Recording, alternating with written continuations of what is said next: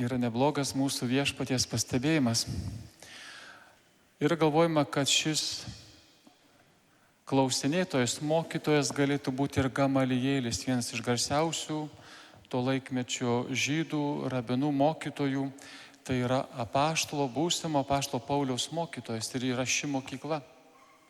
Mūsų šie liturginiai metai yra vedami evangelisto pagal Morkų. Mes turime šiemet B liturginius metus, yra A, B, C.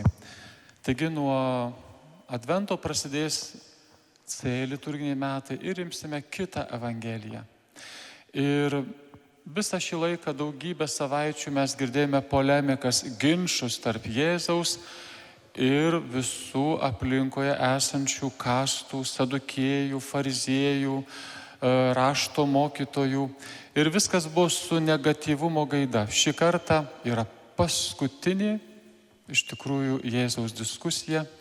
Ir jeigu skaitytume evangelisto Morkaus visą seką, tai yra savaitė prieš Velykas.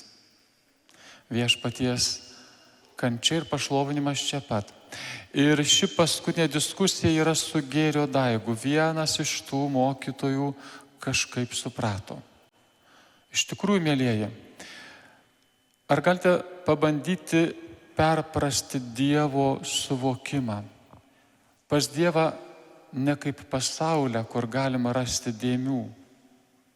Pas Dievą nėra jokios dėmės, jokio šešėlio, nei menkiausio noro kam nors pakenkti. Pati saugiausia vieta, pati šilčiausia, pati mylimiausia vieta. Tai vieta, kuri neįmanoma, kad eitų kažkokia dulkė, taip kaip teleskopinės operacijos, o jos būna pačios sudėtingiausios, nes su kūno operacijomis, su mūsų informatika, kur negali dulkelė patekti į informacinės mūsų kai kurias įrengimus.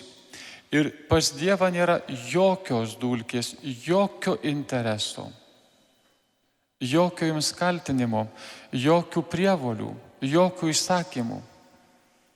Ir kada žydai suvokia tą didį įsakymą, kurį, mėlyje vaikai, jūs visi mokotės, galia 10 Dievo įsakymų, Jėzus priduria dar vieną. Iš tikrųjų, tai yra neįmanoma mylėti Dievo, neįmanomos mūsų karštos maldos, vienuoliniai gyvenimai, kunigų, vyskupų, gerų tikinčiųjų, be artimo meilės.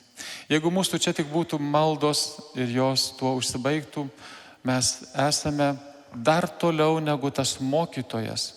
Ir Jėzaus atsakymas, kada mokytojas sutinka su šituo, kad visgi visą, ką jisai žino kaip rašto mokytojas, kaip rabinas, kad Dievo meilė ir artimo meilė apglėbia visą, kas gali būti pasaulyje, Jėzaus atsakymas kuklus. Mielasis, tu netoli karalystės. Tu dar nesi karalystėje. Tu dar neįžengiai, tavo protas suvokė, mėlyjeji, suvokti protu reiškia priartėti prie tos karalystės, o koja įžengti. Koja turėsite įžengti grįžę į namus, galbūt čia pat už durų kas nors bandysiu sunervinti. Tai jūsų karalystės įžengimas yra jūsų rankose ir šis įžengimas, kaip ir tam mokytojui, kuris perprato puikiai, yra tik priartėjimas. Tai būna mūsų visos apeigos, visi dalykai kaip pagalba priartėti, o po to, mėlyjeji, jau jūs ženkite tiesiai, nebijodami. Tai yra tai, kas gali būti švariausia ir tau labiausiai gera linkintis. Tai, iš ko tu išėjai, tai, kuo tu gyveni ir tai, kas tave priims, kada niekas tau negalės padėti. Popiežiaus Pranciškaus minčių rinkau iš 1 lapkričio, jisai kaip tarsi sekmadienį sakė Viešpaties angelo maldoje tokį didesnį pamokymą. Ir tai mums labai patinka, nes tai yra mūsų šios dienos tema – šventumas. Keltas minčių iš popiežiaus apie šventumą.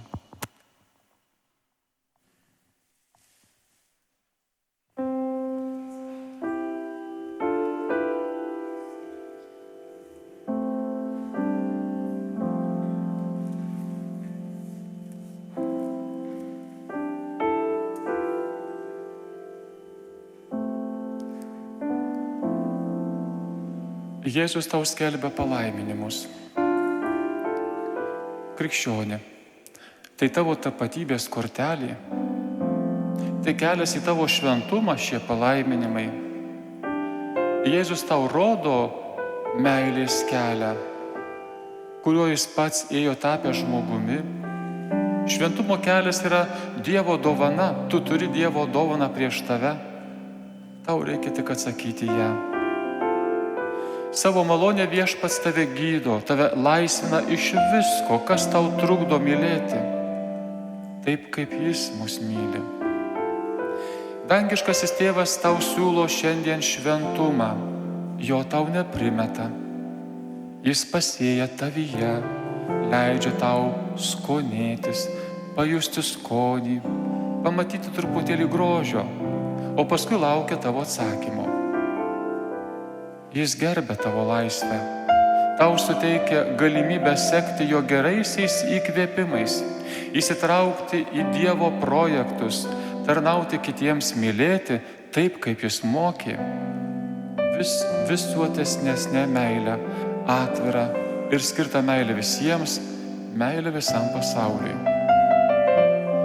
Tai tokį atsakymą į Dievo pakvietimą į šventumą jau davė šventieji savo gyvenimuose. Šventasis Maksimilijonas Kolbė, Aušvico lageris, čia savo gyvybę atiduoda, norėdamas išgelbėti pasmerktą kitą kalinį, gausios šeimos tėvą.